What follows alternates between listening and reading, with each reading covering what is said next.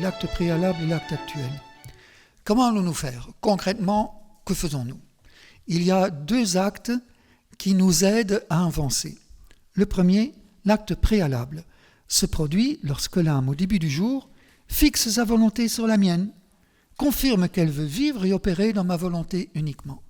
Je le dis, je mets sur le pilote automatique parce que je ne vais pas à tous mes actes pouvoir m'en souvenir, je dis mon intention que tous mes actes soient confiés à Jésus. Par cet acte, elle anticipe tous ses actes et les dépose à ma volonté. Par ce consentement préalable, le soleil de ma volonté se lève et ma vie est reproduite dans tous les actes comme dans un seul acte actuel. Ça, c'est sympa de la part de Jésus. Donc, je branche le pilote automatique et si je ne me retire pas, disons, par un acte qui soit ostensiblement contraire à la volonté divine, il considère que je reste dans ses dispositions du matin. Chouette, Jésus.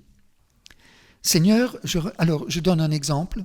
Seigneur, je renonce à ma volonté et je la place dans la tienne, de telle sorte que ta volonté devienne ma vie et que j'accomplisse toutes mes actions de ce jour en elle. Voilà, c'est très simple. Je mets tous mes actes de ma journée en toi. C'est mon intention. Autre exemple, Seigneur, en ce début de journée, je place ma volonté dans la tienne, de telle sorte que je vive toutes mes actions de ce jour dans ta divine volonté, que son soleil se lève en moi et que mes actes ne fassent plus qu'un avec les tiennes. Vous pouvez aussi dire encore plus simple, Seigneur, ce matin, je ne suis pas bien réveillé, mais je te donne ma volonté, je prends la tienne. On fait l'échange. Voilà, rien que ça. Alors, n'apprenons pas des formules par cœur. Il faut au début employer des formules pour être sûr que le contenu est bon, et puis après, il faut laisser parler son cœur. Je crois que Jésus préfère encore qu'on ait des formules originelles, mais en vérifiant, c'est bien ça. Un autre exemple, très sainte Trinité, je dissous mon rien dans votre tout. Avec Marie, je renonce à ma volonté, et je vous la donne. Veuillez en échange me donner la vôtre, qui est divine, parfaite, complète, bienheureuse, infinie et éternelle. Que son soleil se lève sur moi et anime mon agir, que durant ce jour, je sois fidèle et attentif à réaliser cet engagement. Vous voyez, il y a des très complètes, il y en a beaucoup plus simples. Maintenant, Jésus reprend, toutefois, l'acte préalable peut être obscurci par certaines dispositions humaines au cours de la journée. La volonté propre, l'estime de soi, la négligence.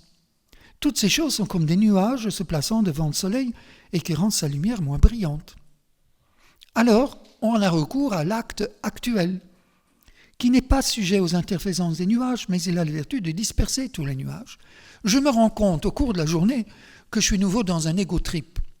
Ah oui, je suis fier de moi. Oh Jésus, là, je ne suis plus dans ta divine volonté.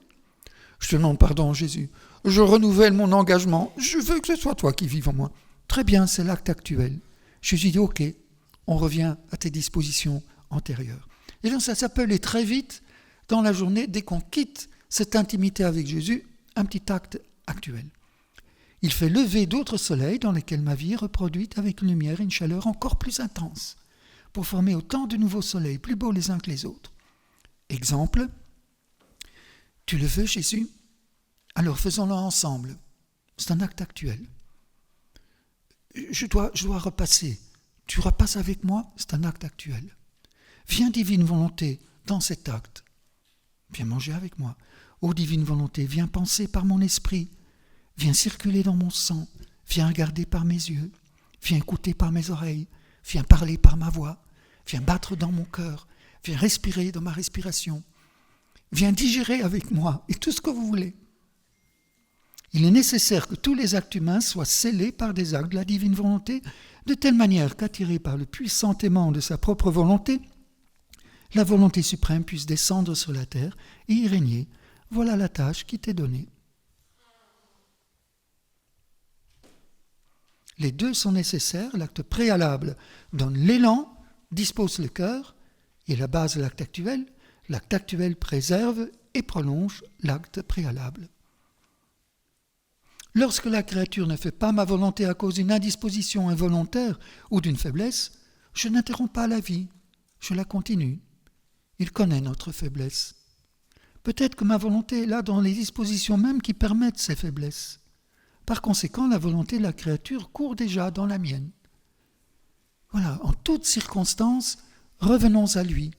Et il peut les laisser pour nous inviter, pour voir aussi si on va revenir à lui, pour toujours avoir le réflexe de venir à lui. De plus, par-dessus tout, je regarde l'accord auquel nous sommes parvenus entre nous, la ferme décision prise et contre laquelle il n'y a pas eu d'autre décision contraire. Qu'est-ce qu'il est miséricordieux, hein?